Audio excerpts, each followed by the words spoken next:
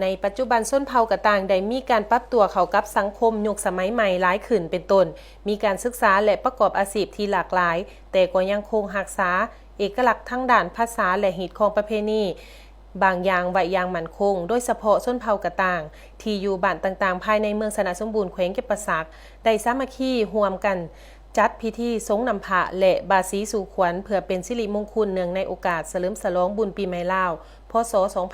2569ซึ่งพิธีได้จัดขึ้นในวันที่22เมษายน2026อยู่ที่วัดท่าเรือมังคารารามบ้านน้องเมกที่ขึ้นกับตาแสงบุงค่ะเป็นเกียรติเข้าร่วมในพิธีครั้งนี้มีทานเดือนพรศรีบุญเฮืองรองประธานแนวรักษาศาสตร์เมืองฐานหอมคำชมพู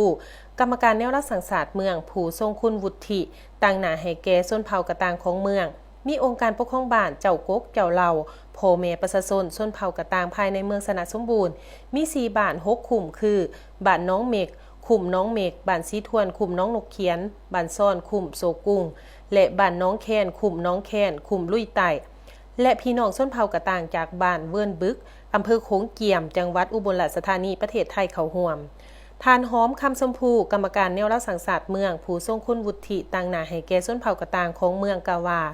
การจัดพิธีสงนำพระและบาสีสุขวัญของชนเผ่ากะต่างแม้นได้จัดขึ้นเป็นครั้งทำอิฐจุดประสงค์เพื่อร่วมกันอนุรักษ์รักษาและส่งเสริมหีด12ของ14อันเป็นมรดกทางวัฒนธรรมที่บรรพบุรุษลาวได้สืบทอดกันมาอย่างยาวนานและปัดเป่าสิ่งที่บ่ดีในปีเก่าให้หมดสิ้นไปและเปิดรับเอาพรไส้อันประเสริฐเข้ามาสู่ชีวิตและให้มีความเจริญรุ่งเรืองสืบต่อไปสิ่งสำคัญยังเป็นการเต่าโฮมความสามัคคีหักแพงซึ่งกันและกันของพ่อแม่ประชาชนบรรดาเผ่าให้มีความ